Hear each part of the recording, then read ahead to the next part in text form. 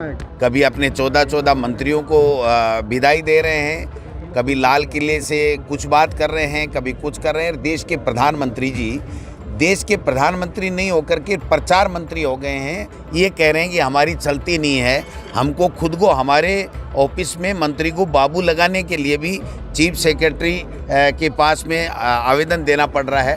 तो मैं समझता हूँ कि ये ब्यूरोक्रेसी जो हावी हो रही है, ये प्रजातंत्र के लिए खतरनाक है। ये क्या हो रहा है इस प्रदेश में, ये सब चीज़ें लोगों के संज्ञान में आ गई हैं और लोगों में आपने देखा किस प्रकार का उत्साह है। लोग कहे भाई जी अब का कट को काट दें बीजेपी को, हाँ कट को काट दी बीजेपी को, जनता राजस्थान के कट को काटे। देश के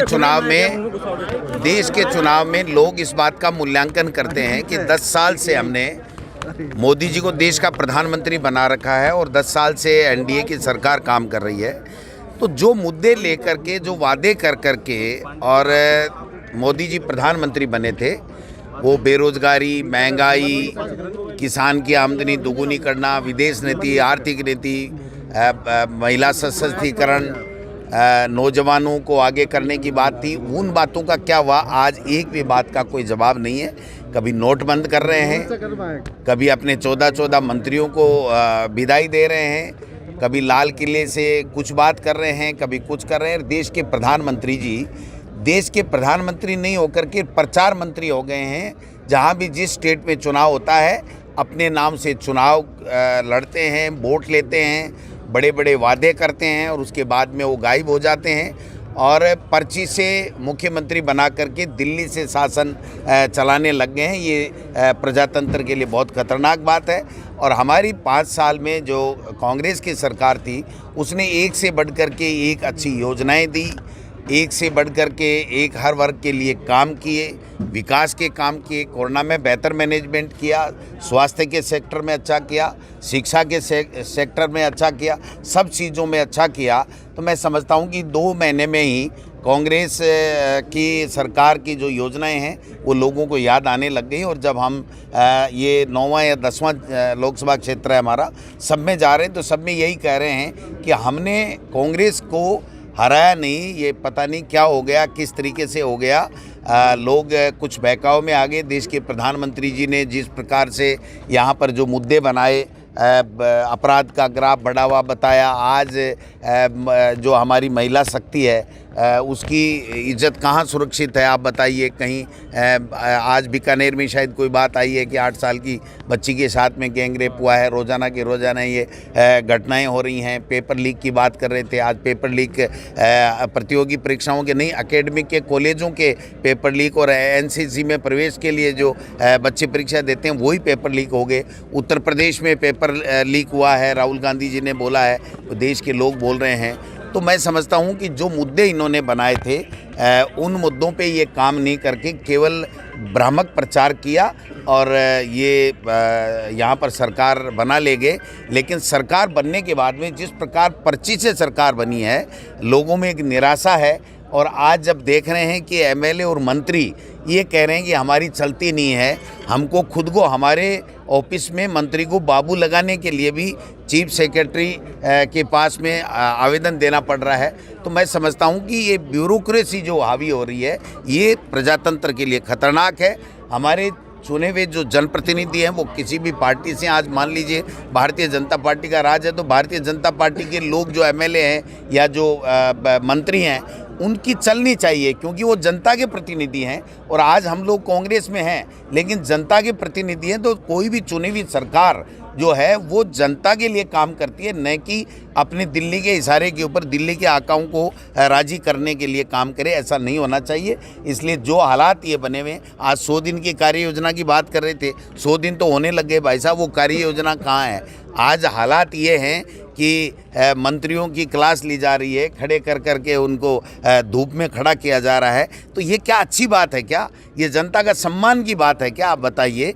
जिस प्रकार से झूठ बोल के और भ्रमित करके लोगों को वोट ले लिए, लेकिन लेकिन अब सच्चाई सामने आ गई। आज राजीव गांधी युवा मित्रों को निकाला जा रहा है, कोई नई भर्ती नहीं है। आज अंतरिम बजट आया, उसमें आप बताइए कि कितने विकास के काम आप गिना सकते हैं क्या? जो हमारे समय में, कांग्रेस की सरकार के समय में जो सैंक्शनें हो गई थी, जो बजट रिलीज हो गया था, जो वर्क ऑर्डर हो गया था, उनके काम रोके हुए हैं। आज कोई पंचायत काम नहीं कर सकती है, न कोई PWD काम कर सकता है, न कोई नगर निगम या नगर पालिका, नगर परिषद काम कर सकता है, न कोई MLA अपने कोटे से पैसे दे सकता है, न कोई MP पैसा दे सकता है। ये क्या हो रहा है इस प्रदेश में? ये सब चीज़ें लोगों के संज्ञान में आ गई हैं और लोगों में आपने देखा किस प्रकार का उत्साह है। लोग कहे भाई जी अब कट को काट दें बीजेपी को। हाँ, कट को काट दी बीजेपी को, जनता राजस्थान की कट को काटेगी है भाई। 38 सीटें जीतेगी, 38 सीटें जीतेगी क्या NDA की गवर्नमेंट दिल्ली में कौन बना? लेकिन सर अरे एक मिनट, किरोड़ी लाल मीणा ने कहा कि 25 छोड़ के 200 की लोकसभा सीट। किरोड़ी लाल जी मीणा जी को तो नींद आती है विधानसभा में। उनको पूछो कि आपको क्या वादा किया था आपसे और आपके साथ में क्या किया। उनके विभाग के टुकड़े टुकड़े कर दिए, पैर एक कहीं दायां, कहीं बायां, कहीं हाथ, कहीं धड़, कहीं है मुंडी, कहीं ये स्थिति पैदा कर दी है। आज किरोड़ी लाल जी मीणा जी जो मुद्दे लेकर के हमारे समय में जो संघर्ष करते थे, आंदोलन करते थे, वो मुद्दों पे आज क्यों नहीं बोल रहे हैं? आज पेपर लीक हुआ, एक शब्द नहीं बोला। जो शहीद वीरांगनाओं के देवरों को नौकरी दिलाने के लिए सड़क पे सोए थे, आज डबल इंजन की सरकार है तो उनको दिला देना चाहिए, उनको नौकरी दिला देनी चाहिए, अनुकंपा नियुक्ति उनको दिला देनी चाहिए। वो नहीं दिला पा रहे हैं। एक RS की भर्ती को 3 महीने आगे क्या बढ़ा दिया, उसके अलावा आप बता दीजिए किरोड़ी लाल जी मीणा जी की कौन सी बात रह रही है? आप मंत्रियों के कहने से भाई साहब बाबू नहीं लग रहे हैं, क्या बात कर रहे हो आप? जी कह रहे कि सचिन पायलट के साथ भी ऐसा ही हुआ था। क्या हुआ था सचिन पायलट के साथ?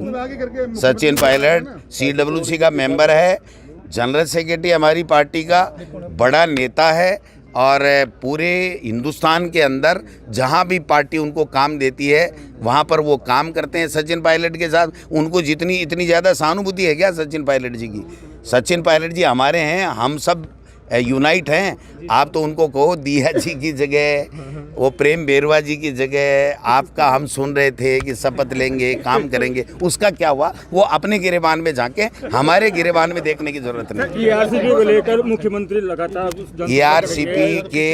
ERCP के हिसाब से धोखा किया इन्होंने।